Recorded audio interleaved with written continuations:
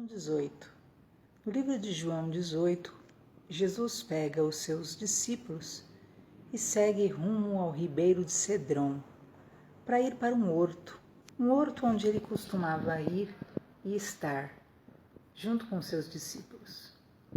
E ali, em comunhão, mas lembra que nós vimos no capítulo 17 que Jesus diz que já está chegando a sua hora? E realmente, ali naquele horto, o adversário sabia onde Jesus estava. Disse que Judas sabia que ele se reunia ali com os discípulos. E então, junto com os sumos sacerdotes, junto com os oficiais da corte, eles seguem também em direção àquele horto. Diz então que naquele momento, com lanternas, com armas, chegam os inimigos, chegam para prenderem Jesus, chegam para deterem Jesus. E na verdade, na mente deles, eles já tinham tudo tramado. Porque não era simplesmente prender, não era simplesmente punir, mas vocês vão ver então o que acontece em seguida. Sabendo Jesus de todas as coisas, como nós até mencionamos, aqui no versículo 4, especifica isso, que Jesus já sabia de todas as coisas que sobre ele haviam de vir. Cristo sabia tudo que ele ia passar, da forma que ia ser, como seria a prisão, como seria o julgamento, como seria a acusação, como seriam os falsos testemunhos, como seriam. Cristo sabia de tudo. As bofetadas, a prisão, a crucificação. Imagina só, Cristo sabia de tudo. E diz então que quando aquele monte de gente já começa a se aproximar, Cristo de longe já pergunta: a quem buscais?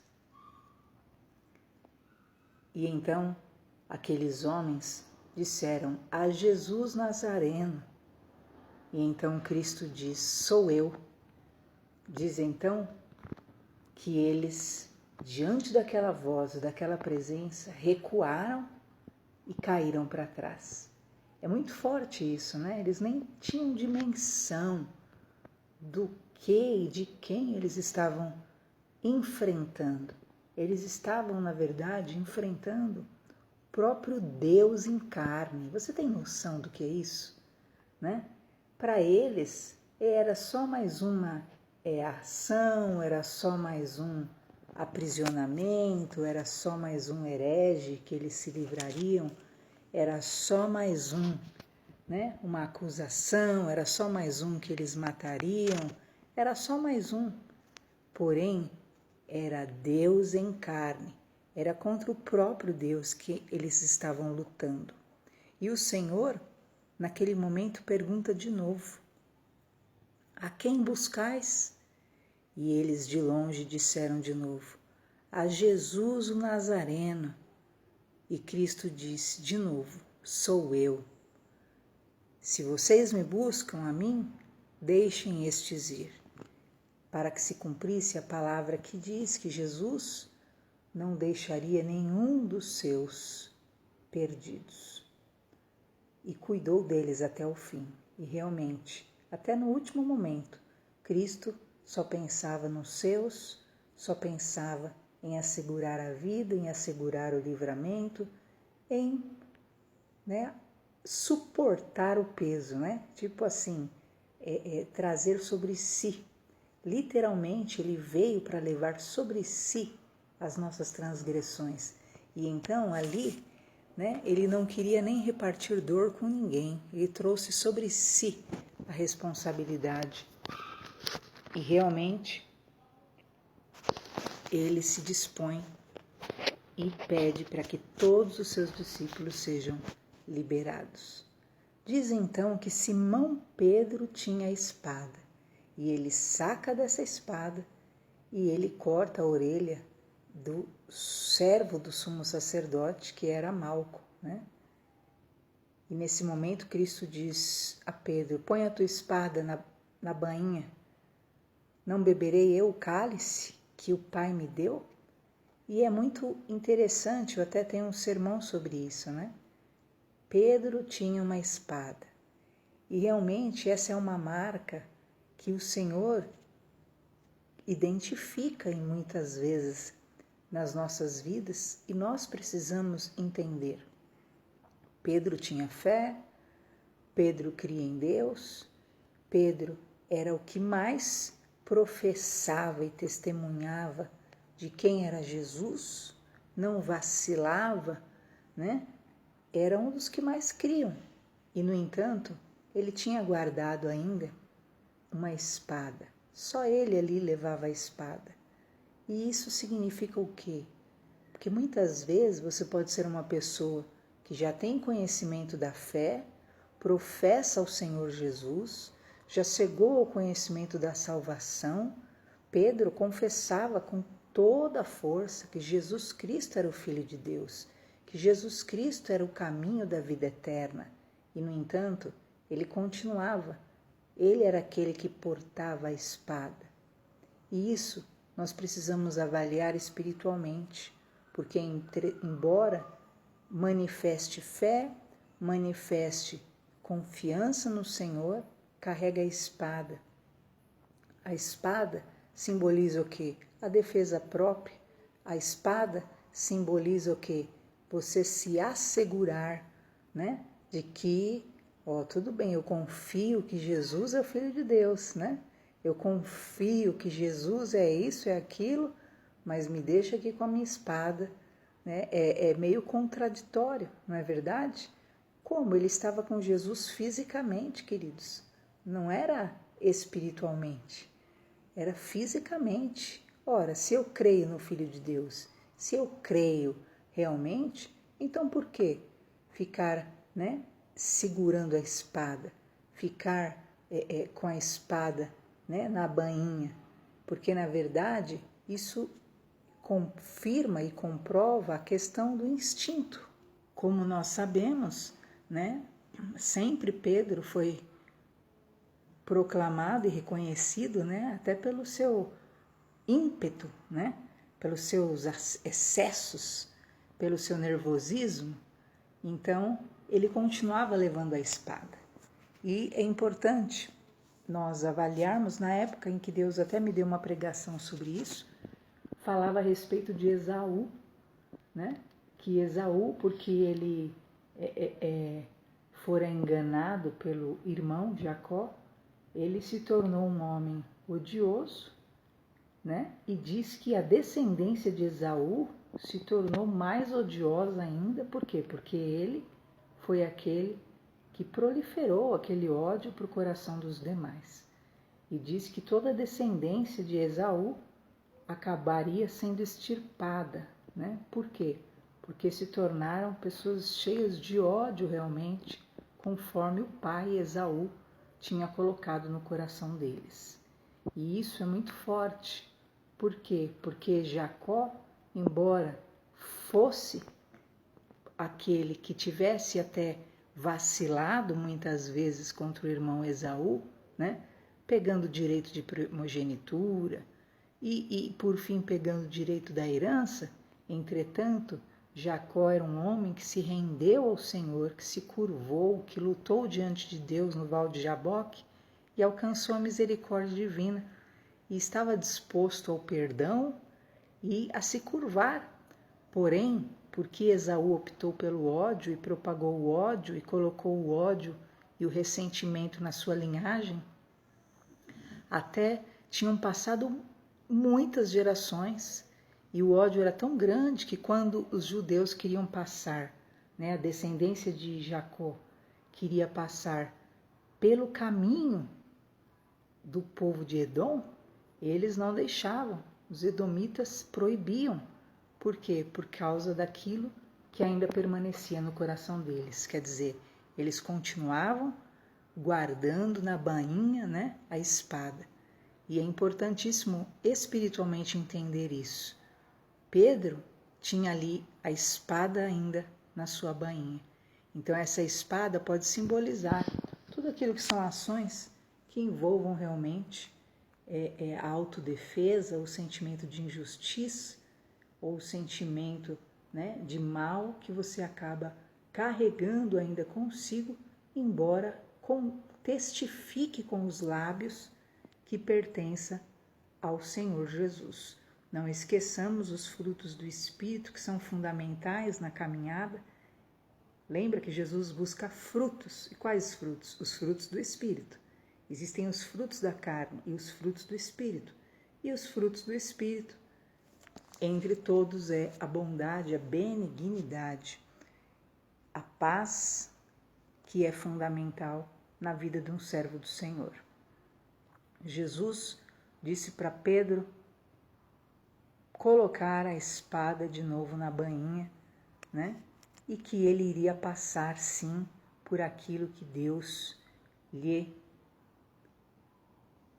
iria submeter, né? Vê que Jesus fala assim, não beberei eu do cálice que o Pai me deu, né? Não, eu vou tomar, sim, eu vou passar por isso, sim, eu vou enfrentar, sim, essa dor. Diz então a palavra do Senhor que prenderam a Jesus e o manietaram. É muito forte isso, né? Porque se você ler a pergunta de Jesus, Jesus falando, a quem buscais? Né? Isso, num sentido positivo, é maravilhoso, né? A quem buscais? A Jesus o Nazareno. Só que eles buscavam a Jesus o Nazareno não para amá-lo, não para cultuá-lo, não para curvarem-se diante dele, não para venerá-lo, não para confessá-lo. Eles buscavam a Jesus Cristo, o Nazareno, né? Para o quê? Para derramarem os seus sentimentos malignos, os seus sentimentos religiosos, os seus sentimentos demoníacos, os seus sentimentos de inveja, os seus sentimentos de ódio, os seus sentimentos e tramas malignas. E você vê a diferença, né? A Bíblia fala, buscar ao Senhor, né, enquanto se pode achar. A Bíblia manda o ser humano buscar a Jesus, buscar a Deus. Porém, não é buscar por buscar, é buscar para quê, né? É buscar para encontrá-lo, para ver sua face, para sentir sua glória, para alcançar o entendimento, para alcançar a vontade dele, para viver o querer dele, para ouvir a direção dele? Glória a Deus. Ou é para buscá-lo, para realmente cumprir a sua vontade, cumprir as suas loucuras, cumprir as suas neuroses, cumprir as suas deformidades? Buscá-lo para quê? Essa pergunta é muito forte. Jesus mesmo dizendo, a quem buscais? A Jesus Nazareno. Parece bom, né? Mas não havia nada de bom, porque dentro do coração deles não havia nada de bom. E isso é muito sério, porque se dentro do teu coração não houver realmente o bem do Senhor, não houver realmente aquilo que é a vontade do Senhor, você busca o Senhor para o mal. Você busca o Senhor para executar obras malignas. Você busca o Senhor para executar a sua vingança. Você busca o Senhor para executar a sua maldade. Você busca o Senhor para executar o mal, né? E por isso que Jesus ele fala, né? Por que orais, né, no livro de Tiago, né, e não recebeis? Porque buscais para satisfazerdes as vossas próprias vontades, né? Cobiçais, odiais, invejais e logo, automaticamente, não alcança-se o propósito de Deus. Diz que prenderam a Jesus naquele momento.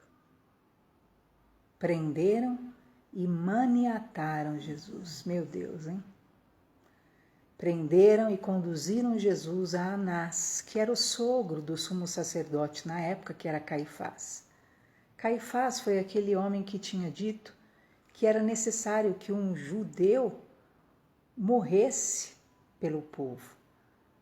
Sem saber, ele estava profetizando a respeito da morte de Jesus. E Simão Pedro e outro discípulo, que muitos defendem, na verdade, que se trata de João, ficaram seguindo Jesus de longe e acabaram entrando com Jesus na sala do sumo sacerdote.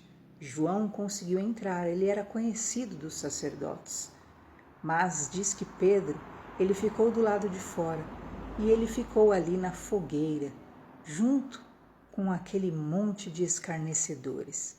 Lembra da passagem, né? Que fala a respeito de não assentar-se à roda dos escarnecedores. Pois é, Pedro que era Pedro que era um homem cheio de fé, Pedro que era pedra, né? Simbolizando resistência. Diz que ele ficou ali ao redor daquela fogueira. Imagina só o falatório que estava, os comentários que estavam, a difamação que estavam, e todos ali, cada um sentado e contando uma história, e contando uma versão a respeito de Jesus. E Pedro ali, assentado na roda dos escarnecedores. Até que veio a primeira pessoa, o porteiro, e disse a Pedro: "Você não é um dos discípulos deste homem?" E ele disse: "Não, não sou." E então continuaram os julgamentos, as palavras lá para dentro. Diz então que Pedro continuava ali no meio daquelas brasas, né, que aquentavam, já que estava muito frio naquela noite. E o sumo sacerdote lá dentro, interrogando Jesus a respeito dos seus discípulos, da doutrina, de tudo que Jesus pregava. E Jesus fala: eu falei abertamente para todo mundo. Por que vocês não perguntam o que eu preguei para as pessoas que ouviram? Pergunte para eles. Eles vão informar vocês a respeito do que eu preguei. Eu não preguei escondido, eu preguei abertamente, eu preguei a palavra.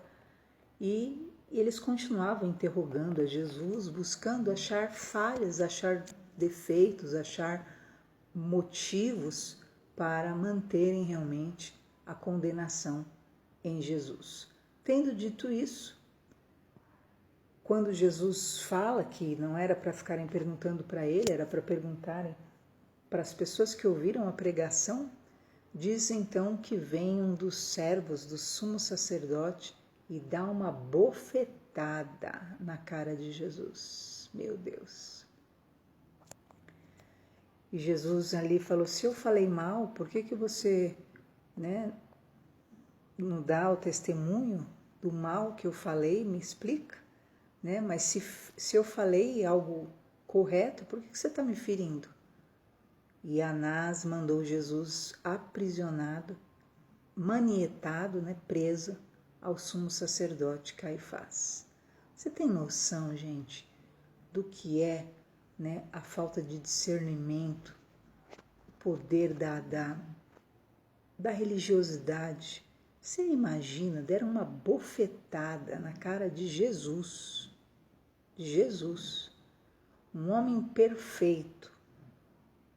Agora você imagina só o que a religiosidade, o que a maldade é capaz de fazer. Isso é importante você, como servo do Senhor, entender. Porque se Jesus passou por isso, o que é capaz de um servo do Senhor passar por causa de religiosidade, por causa de religiosos, por causa de pessoas que se julgam realmente, né, donas, detentoras de toda a verdade, de toda a justiça e de todo o juízo. Diz então que Simão Pedro continuava lá, na roda dos escarnecedores, né, se aquentando na fogueira lá, junto com o povo. E mais uma vez perguntaram para ele: você não é um dos discípulos? E ele, Pedro, disse de novo: não, não sou. E um dos servos do sumo sacerdote, um parente daquele a quem Pedro feriu na orelha, perguntou: não te vi eu lá no horto? E Pedro negou outra vez, e logo o galo cantou. É interessante isso, né? É um aprendizado, essa fogueira ali no átrio do templo. Por que um aprendizado? Porque, na verdade, se você vai no templo para ouvir a palavra do Senhor, você vai ser abençoado, você vai ser edificado. Mas ainda que você vá no templo para ficar em rodas de escarnecedores, você vai ser contaminado. A fogueira dos escarnecedores, a fogueira dos religiosos, só geram o quê? Destruição e morte, né? Procure ler sobre a Inquisição, você vai ver o que a fogueira dos religiosos foi capaz de fazer, né? Matar milhares. E essa é a fogueira literal. E aqui nós vemos uma fogueira literal também, que Pedro quis se aquentar. E muitas vezes você quer se aquentar e fica num ambiente, naquilo que é uma fogueira que aparenta ser, né, de comunhão, mas aonde há um ajuntamento naquilo que é por degradação, zombaria, escárnio, Deus não está presente. Não é comunhão isso aí. Isso aí simplesmente é uma reunião, né, de escarnecedores, ou simplesmente uma reunião daquilo que é detratores e zombadores. Diz que Pedro acabou negando Jesus antes que o galo cantasse. E o galo cantou e ele negou 3 vezes a Jesus naquele ambiente que parecia o quê? Tão usual, tão normal, tão tranquilo, mas a fogueira quentando e na verdade é assim. Você puxa a brasa e acaba se queimando, né? Você quer mexer com brasas e não se queimar, acaba se queimando. E as brasas ali acabaram realmente trazendo uma dor muito grande para Pedro, porque Pedro acabou negando Jesus. Levaram a Jesus para a casa de Caifás. E é interessante, você vai ver agora o detalhe, né? Só que eles não entraram na audiência para não se contaminarem, mas poderem comer a Páscoa. É isso. Você entende o que é religiosidade? Religiosidade é isso. O que importa é eu seguir o rito. Quer dizer, eles cometiam injustiça, eles estavam criando circunstâncias, estavam ali perseguindo, cometendo injustiça, né, ferindo, submetendo realmente um homem justo à humilhação, à difamação, a falsos testemunhos, mas o que importava para eles não eram as ações que partiam do coração deles, mas manterem o rito. Nós não vamos entrar na audiência porque senão a gente se contamina. Então, né, não vamos nos contaminar para a gente comer a Páscoa. Então não está importando com o que faz, importa simplesmente em cumprir o rito. E isso é religiosidade, né? Importa em eu cumprir a regra, né? Não importa o que procede do coração, não importa o que o coração está fazendo. Acabaram de esbofetear Jesus, acabaram de levantar falso testemunho contra Jesus, acabaram de prender um homem justo, acabaram de difamar um homem justo, mas não importava, né? Importava era cumprir o rito, e assim eles mantinham a consciência limpa porque estavam cumprindo o rito, independente do mal que exalava do coração deles e das ações o tempo todo. Diz então que levaram até Pilatos. E Pilatos pergunta: qual a acusação que vocês têm contra esse homem? E eles, cheio de soberba e de ódio, né? Eles falam: se não houvesse, se ele não fosse um malfeitor, nós não traríamos ele a ti. Se nós estamos trazendo, é porque ele merece, né? E então Pilatos diz: leve-o, julgai segundo a vossa lei. E olha só agora, queridos, a maldade dos judeus. Eles disseram: a nós não é lícito matar pessoa alguma. Você acredita? Eu nunca tinha prestado atenção nesse versículo. Quando Pilatos diz para eles: vão, levem ele, julguem. Julguem então conforme a vossa lei. como eles pretendiam mesmo matar, como o objetivo deles era esse mesmo, então eles disseram, não, para nós não é lícito matar pessoa alguma, nós não podemos matar. E ele vai ter que ser morto, né? Eles estavam querendo dizer isso. Não, porque ele precisa ser morto, e a gente quer ele morto, e nós não podemos, né? Então, olha o grau, gente. Por isso que Jesus, quando ensina, né, os seus ensinamentos são perfeitos, são maravilhosos. E religioso não aguenta mesmo, o evangelho puro de Jesus, religioso não aguenta, odeia, manifesta, né? Você vê, leia os evangelhos todos, ou assista todos os vídeos, você vai ver. Os religiosos manifestam, não é nem com demônio, porque o mal que há neles é pior do que os demônios, né? Demônio, queridos, quando Jesus chegava perto, o demônio manifestava e caía de joelho, não é verdade? Agora religioso não. Religioso ficava odiando e tramando por trás.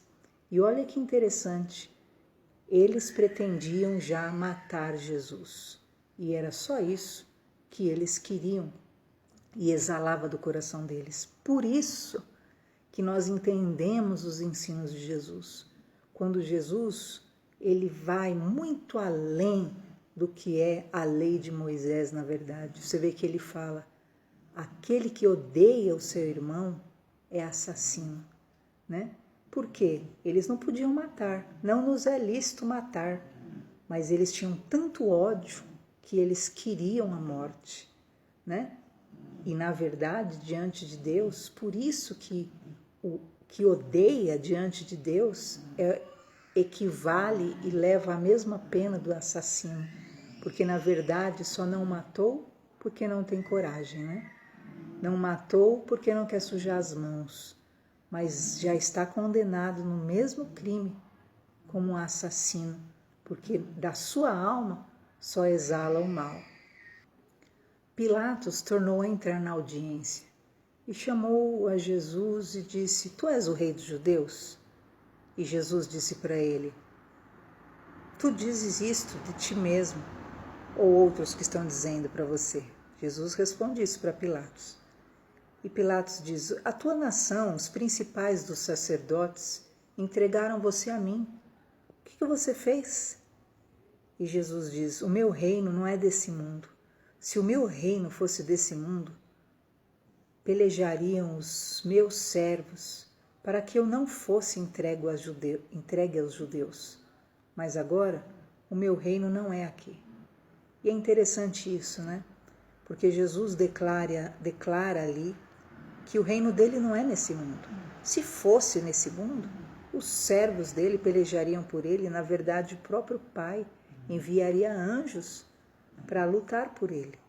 Mas realmente o reino do Senhor é o reino eterno. Ele estava agindo e atuando não em prol do reino terreno.